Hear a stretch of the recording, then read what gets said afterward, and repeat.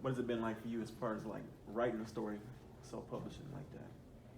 Yeah, so the main thing I try to do is I try to continually write different stories. So I'm always working on bigs, but you know, I've done a couple of short ones.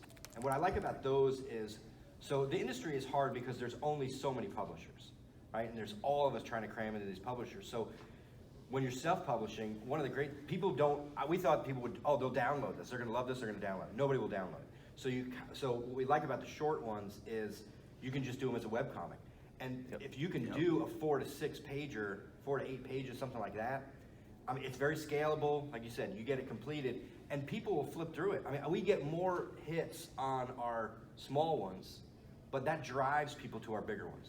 Because you'll get people say, oh man, we really like that, that was really funny. You know, so the short ones we usually do are pretty jokey, but it drives people to our other ones. And so the one difference between now and 15 years ago, there's still the same amount of publishers, but there are avenues for indie people, because you can do it as a webcomic. You can just, you know, you can get on Amazon, you can get on Comixology.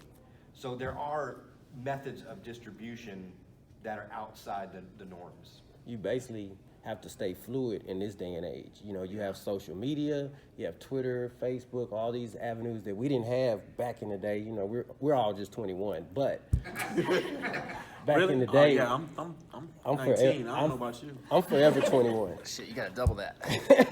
But yeah, we didn't have all those avenues today that we have today back then. So it was very crucial that you had to be in front of somebody to show your work. I mean, conventions were the bread and butter. You wasn't going to meet an editor. Chances were, if you weren't going to a comic convention, you weren't meeting anybody in the industry. But nowadays, I could just tweet, get on social media, watch YouTube. You know, all the rich guys are giving away all their secrets now too. So that's pretty awesome. That's a good thing about doing short stories. Right. Because everybody's got their phone around them. Mm-hmm. And if they want something, they can be like, "Ah, that was funny." Yep. Yeah. You know. So you got to stay fluid. Like he was saying, the web comic drives them to buying the comic.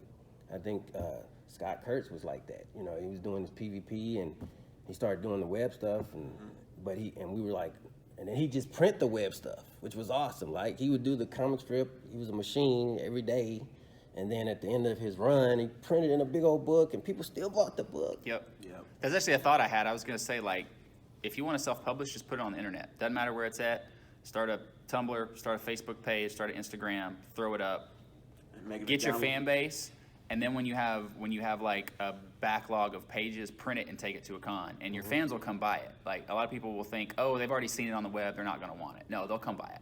Especially if it's like an indie book, if it's $3 or $5. You know, and they've been following you for a year, they're going to support it. Yeah. Comic fans are awesome. Yeah. I like every one of my fans, and I respect them all. And then, you know, the cool is like you meet different ages. Self-publishing, you get to meet all the different ages. I guess every artist gets to meet that, which is cool because you get to see how you're affecting people and because the older people, they're still traditional. So you still have rules to abide by with them. You know, they kind of like, well, you know, like I just talked to the guy, he's like, I like my comics on newsprint. And I'm like, oh, yeah, I remember those too, but. See, and I started downloading a lot lately just to save space. Yeah. One thing that was interesting, what was it? Brian Stelfreeze is pretty open to letting you talk to him about showing his art. Like I went up to him once and I'm thinking to myself, man, this stuff looks whack, I don't know. But I showed it to him and he was just like, I was like, man, I didn't draw this right. It's like, don't worry about that. This is what you need to do. And you start to realize there are principles bigger than how super the style is. You need to concern yourself with getting the story across in a solid way. You know, it can be the most cartoonish thing in the world, but the most serious story online, you know. And if you put that out there and people love it, then people are going to keep looking for what you got. That's one thing I've learned. It's like, that just reminded me, a friend of mine, Todd Knock, I don't want to be name dropping all day, but he gave me such an awesome, inspirational quote. I asked him, I said, how do you wake up every day and be inspired to do this? He told me some of the best words I ever heard. He says, every day I get to create something that didn't exist yesterday. Nice. Yep. I was like, oh my God. So I live by those words now. You know, I could lay in bed and watch TV. These people already got paid for this show. And all these shows are the same, just different characters. And I was like, but I got an idea. Hood rats in space, fighting aliens. There you go. Speaking of self-publishing, y'all should have saw what I was going through trying to push my books to publishers. They were like, tell me this again, hood rats. Right? What's a hood rat? They're going to do what now? First, you got to get past that.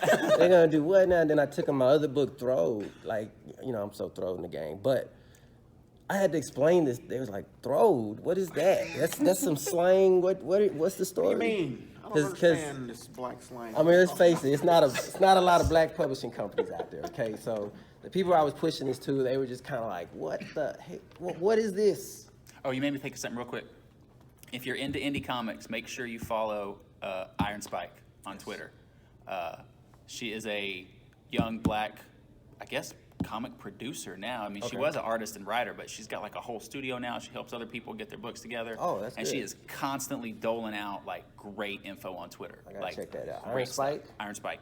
Yeah, because that was a necessity that I wish we'd have had back then. I didn't have that, so I was Antarctic. Everybody just kept lying, saying they were interested, but I ain't gonna say they were lying. I just couldn't explain myself well. And that's another thing too. Well, you got a niche, and you're going for a niche that they don't necessarily cater to.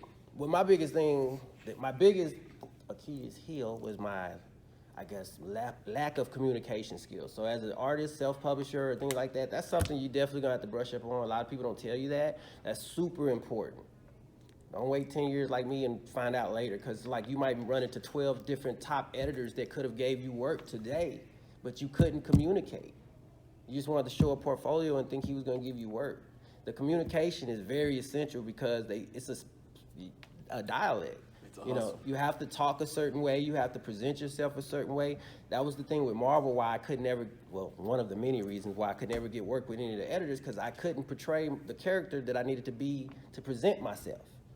You know, I got a question for you, because like you did some writing. Did you do some writing for Marvel? So I worked as an assistant editor at Marvel for a while. I got very discouraged because everybody I saw was 10 times more talented than I was, and I kind of got away. Isn't that every artist though? That's just like that's imposter syndrome. Yes. And then I got away from it for a while, but I kept doing stuff. And somebody told me that once. They said, you know, just keep writing different things. So, you know, because you don't know what you think is going to be the thing that everybody's going to love may not be. So, you know, just keep doing different projects. Right. And so that's what I try to do. I set certain days for myself where I have to write, and I don't always feel like writing big. So I'll write Goodfellas, or I'll write, you know, Solving Cancer, you know, all these different titles I'm working on, and just ping back and forth so you don't get bored with yourself.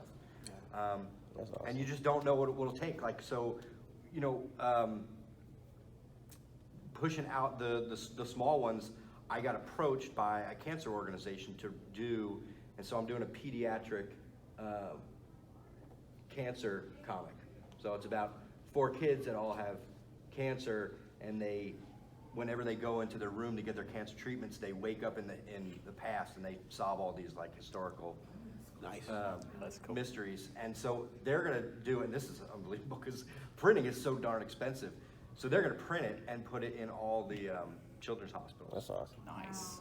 That's pretty slick, man. Oh, I gotta drop this on y'all. So like when I first was trying to be a public, I was drawing comics, ran into this guy. I don't know if you guys remember this book called Ghostworks. Oh yeah.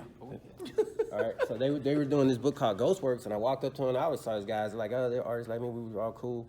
And then I saw the book, and I was like, awesome, and I said, man, how'd you get that printed? And he told me. Once again, I asked the question. I could have just walked by the table, I could have just bought one.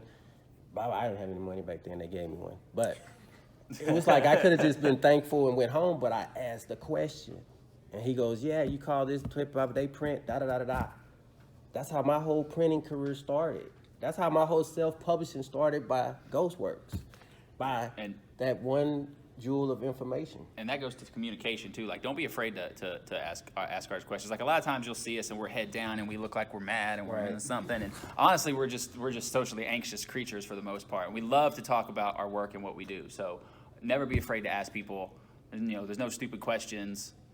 You know, anything from, What pencil do you use to like? Right. How do I build an e-commerce storefront for my merch? Like, You know. someone will know. One thing that I did learn working with Ghostworks was this.